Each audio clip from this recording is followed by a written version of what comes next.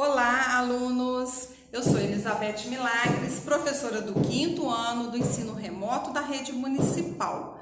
Hoje é dia 20 de agosto, sexta-feira, e nós estamos então na nossa aula de número 6. O que a gente vai estudar hoje nessa aula? Vamos rever, Resolução de problemas, cálculo de perímetro, ângulos e recordar um pouquinho mais sobre aposto e vocativo. Então nós vamos iniciar com a resolução de problemas, que eu vou trazer uma situação aqui para vocês. Muito bem, crianças, olha só. Em uma sala de aula há 5 fileiras com 8 carteiras cada. E aí eu quero saber quantas carteiras há ao todo nessa sala de aula.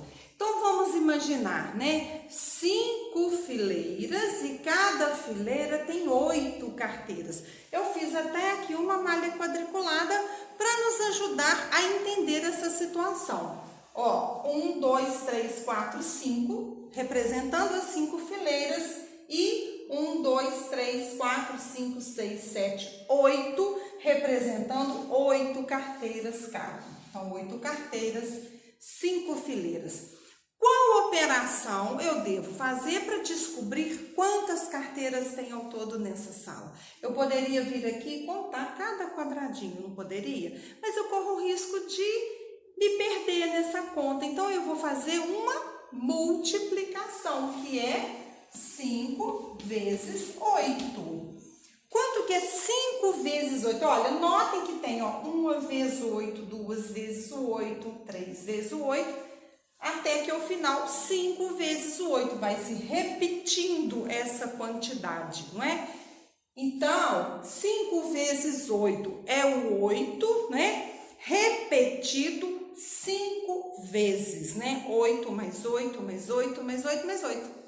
Mas eu vou fazer uma multiplicação, porque é um processo mais rápido. Então, 5 vezes 8, eu vou ter o resultado 40. Quantas carteiras há ao todo nessa sala? Há ao todo nessa sala 40 carteiras. Tem 2 situações de problema para vocês resolverem aí na atividade. Eu quero a operação e a resposta completa. Por favor, não deixe de colocar a resposta completa, tá certo? Agora, meus queridos, continuando aí nos assuntos da nossa aula, nós vamos recordar um pouquinho de cálculo de perímetro. Então, vamos imaginar a seguinte situação, o meu vizinho, ele tem um terreno e ele vai fazer uma horta. Mas para fazer essa horta, ele precisa cercar esse terreno, Porque para que os animais não entrem lá e destruam toda a horta dele. Então, nós temos a medida do terreno, presta bastante atenção, é um terreno retangular. Este lado mede 18 metros e este lado mede 3 metros. É um terreno bem grande, vai dar uma horta excelente. Quando ele precisa saber que tanto de arame ele precisa comprar para ele cercar esse terreno. Então, a gente vai calcular o perímetro, que é exatamente fazer esse cálculo da medida do contorno. Nós vamos medir em volta do terreno todinho para ver quantos metros ele precisa comprar. E aqui eu quero chamar a atenção especial de vocês, porque eu só coloquei essas 2 medidas, 18 e 3. Então, para eu calcular o perímetro, eu vou somar apenas 18 mais 3? Nada disso. E os outros 2 lados? Eu não tenho que cercar o terreno todo? Então, não é um terreno retangular, onde esses 2 lados aqui são paralelos e têm o mesmo tamanho? Se aqui é 18 metros, obviamente, aqui também é 18 metros. Se aqui é 3, aqui também é 3. Então, para eu calcular o perímetro, é só eu somar. Dá para fazer até um pouco de cálculo mental aqui, 3 com mais 3, 6, não é? E com mais 18 e mais 18. Eu tenho várias opções. Eu posso fazer 18 vezes 2, 18 vezes 2. 2 vezes 8, 16, vai 1, 2 vezes 1, 2, com mais 1, 3. Então, 36, não é isso? Que é essas duas medidas. E aqui, que é 3 vezes 2, né? Ou 3 mais 3, 6. Vou aproveitar e colocar aqui embaixo, ó. E já vou somar.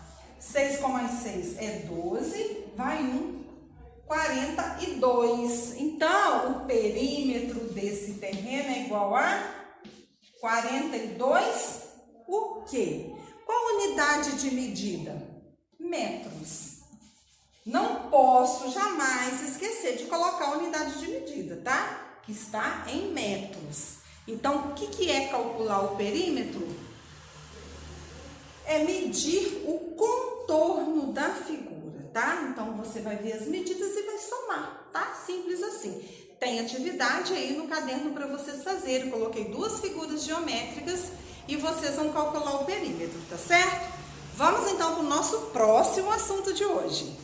Então, meus queridos, agora nós vamos falar um pouquinho de ângulo. Preste atenção aqui. Eu tenho aqui uma circunferência. Ela todinha, essa volta toda, é 360 graus. A metade dessa circunferência, então, é quanto? 180 graus, correto? 180 graus. A metade. Quando eu venho aqui e traço uma semirreta aqui, por exemplo, ó, 1/4, ó, eu vou fazer isso aqui, esse desenho aqui, ó, é 1/4 dessa circunferência, não é?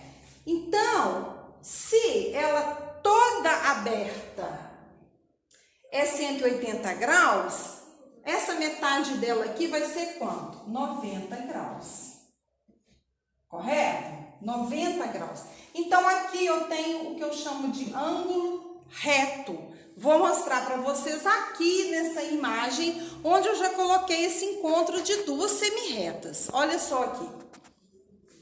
2 semirretas, elas se encontram aqui. Quando ela está com essa abertura, ela forma um ângulo reto, que é o ângulo de 90 graus, que eu vi aqui. Então, a abertura do ângulo pode ser maior ou menor. É isso que nós vamos ver aqui também, ó, na outra imagem que eu coloquei. Aqui o ângulo é menor que 90 graus. Lembra desse sinalzinho aqui? Menor que?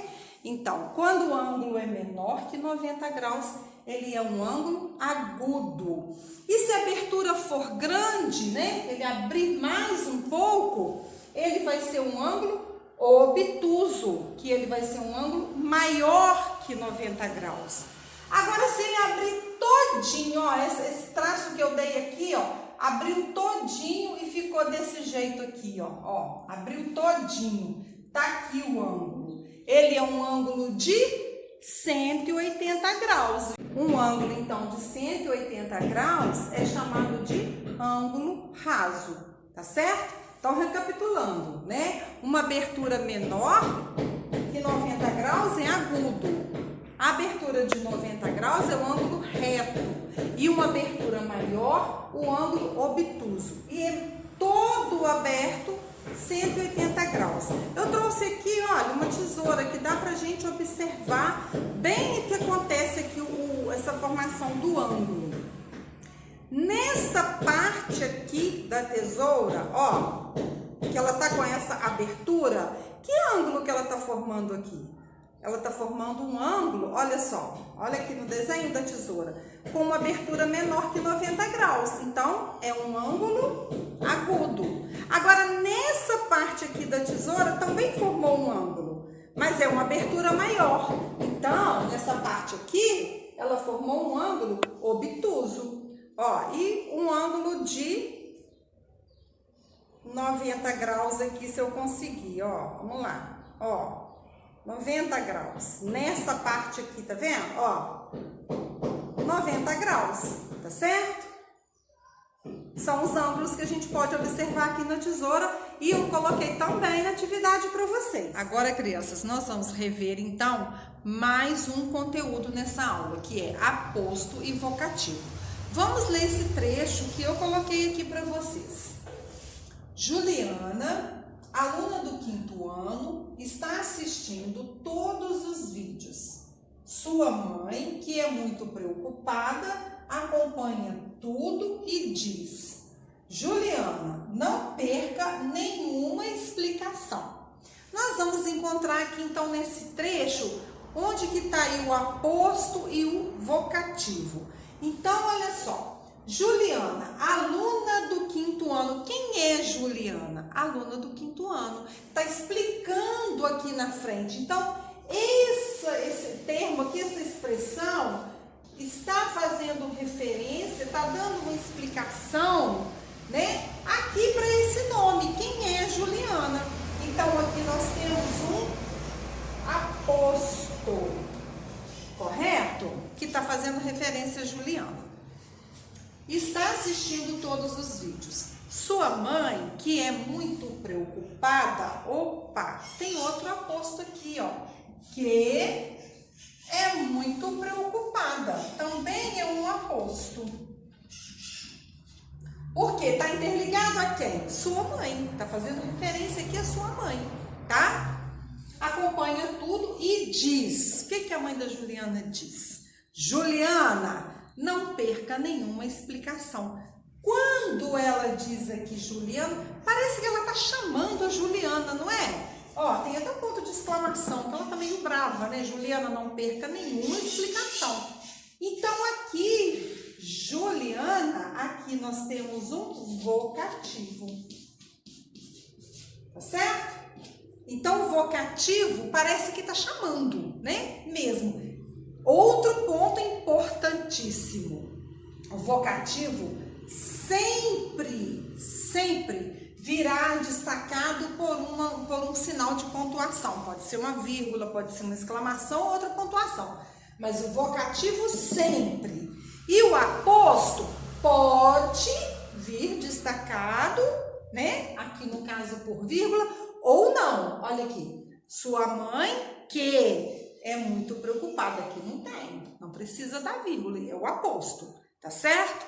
Então, mais uma vez reforçando, né? Aposto e vocativo. O aposto é esse termo que está explicando o que foi dito anterior, tá? Pode ou não vir com vírgula. E o vocativo, né? É como se estivesse chamando, né? E sempre virá destacado por uma pontuação, tá ok? Vocês vão fazer as atividades, quero que façam com bastante capricho, tá? Faz o cabeçalho completo, salta a linha de uma atividade para outra, não deixa ficar embolado, dá um traço colorido, muito zelo com seu caderno, porque o seu caderno diz muito de quem é você, não é verdade? Essa atividade de hoje ainda é daquelas, né, que estão coladas no caderno, ó. Aula 6, não é isso? É a atividade de hoje, sexta-feira, tá ok? Um grande abraço para vocês e nós nos encontraremos nas nossas videoaulas de semana que vem.